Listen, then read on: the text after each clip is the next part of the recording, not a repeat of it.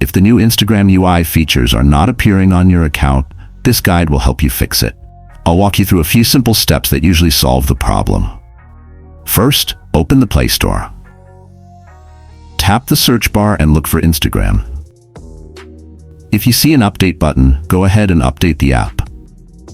Wait until the update finishes completely.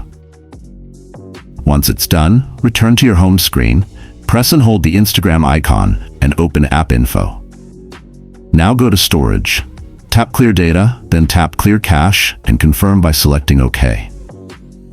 After that, go back to the home screen, open Instagram, and check if the new UI features have appeared. If they're still missing, follow this next method. Tap your profile icon, then select the three-line menu. Scroll down until you see Help. Open it, then tap Report a Problem. Choose Report Problem again, then select Include and Continue. In the message box, explain your issue clearly. You can write something like, "The new Instagram UI features are not showing on my account. Please help me get this update as soon as possible." After typing your message, tap Send. Instagram usually responds or fixes the issue from their side soon after.